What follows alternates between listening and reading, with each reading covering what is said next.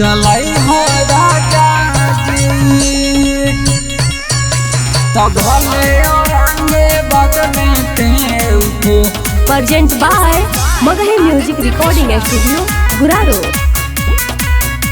चलाई हो राजा जी दिल्ली कलकत्ता ना जाई हो राजा जी दिल्ली कलकत्ता ना जाई हो राजा जी तब भाले गाए में टेम्पो चलाई हा राजा जी तब भले गुरारू में टेम्पो चलाई हा राजा जी।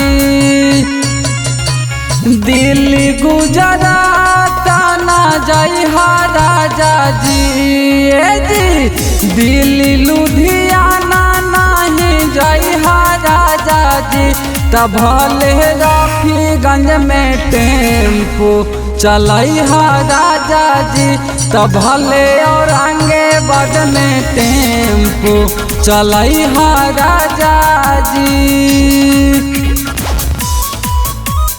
Mix by Ajit Yaduvanshi. तब भले औरंगाबाद में टेम्पो चलाई हा राजा जी।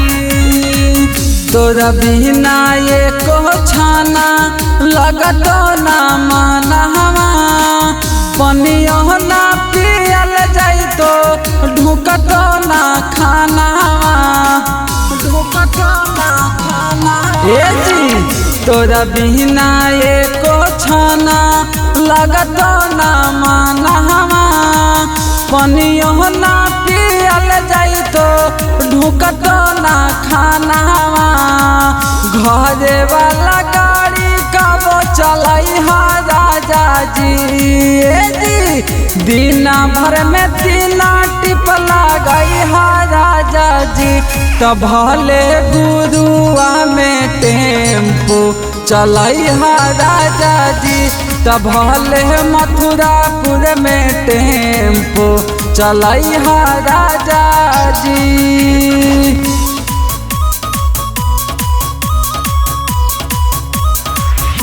तब भले बुधगया में टेम्पो चलाई हा राजा जी। बात हमर माना प्रमोद पिया जी बेसी घर ही में लागल बा भोला टसा के जी बात हमर माना पिया प्रमोद जी बेसी घर ही में लागल बा भोला टसा के